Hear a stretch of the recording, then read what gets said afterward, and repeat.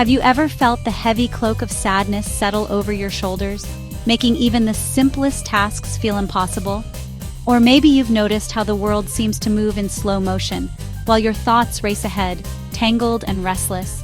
Or the relentless hum of anxiety buzzing in your mind, making your heart pound and your breath quicken, even when nothing seems wrong on the outside.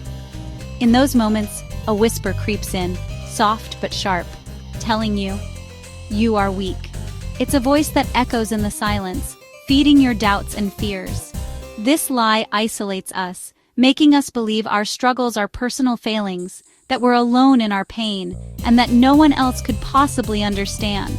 We compare ourselves to others, scrolling through perfect moments online, hiding our pain behind forced smiles and rehearsed laughter. We pretend to be okay, masking our true feelings, while inside, the loneliness grows deeper, and the weight becomes harder to carry.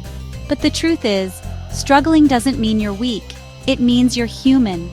Every person faces battles, even if you can't see them. Every day you face your inner battles is an act of courage, a quiet strength that deserves to be recognized and honored. Let's challenge the myth together. Mental health struggles are not shameful, and you are never truly alone in what you feel. Imagine a world where asking for help is met with compassion, not judgment, where reaching out is seen as a sign of bravery, not weakness. You are not weak for struggling. You are strong for continuing to fight, and every step forward is a testament to your resilience and hope. Mental illness is a medical condition, not a character flaw. Just as we wouldn't blame someone for catching a cold or developing high blood pressure, we shouldn't judge those who are struggling with their mental health.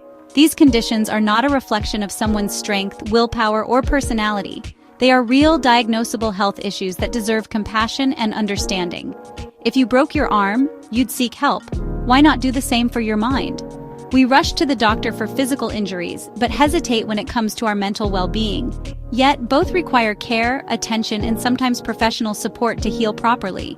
Our brains, like any organ, can become unwell due to genetics, trauma, or chemical imbalances. Sometimes life events or ongoing stress can also play a role. Just as heart disease or asthma can run in families or be triggered by the environment, mental health conditions have complex causes that are often beyond our control. Telling someone with depression to cheer up is as unhelpful as telling someone with diabetes to will their blood sugar lower. Both situations require real treatment and support, not just positive thinking or encouragement to try harder. Compassion and understanding go much further than judgment or dismissal. When we see mental health as a medical issue, shame dissolves and self-care becomes possible. People feel safer reaching out for help and communities become more supportive. This shift in perspective can make a world of difference for those who are struggling.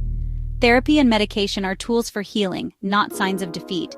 Seeking help is a sign of strength and self-awareness, not weakness. Just as we use crutches for a broken leg, we can use therapy and medication to support our mental recovery. Your mental and physical health are deeply connected. Taking care of your mind can improve your body, and vice versa. Activities like exercise, mindfulness, and healthy routines benefit both. Embracing this truth empowers us to seek help and offer real support to others. By understanding mental illness as a health issue, we can break the stigma, encourage healing, and build a more compassionate world for everyone. For people of faith, mental health struggles can feel like spiritual failure. It's easy to believe that if we just prayed harder, trusted more, or had stronger faith, we wouldn't feel anxious, depressed, or overwhelmed. But the truth is, even the most devoted believers can find themselves in dark valleys, wrestling with emotions they can't simply will away. Even the Apostle Paul, a pillar of faith, faced suffering he couldn't overcome alone. He pleaded with God to take away his pain, but the answer he received wasn't what he expected. God told him, "My grace is sufficient for you, for my power is made perfect in weakness."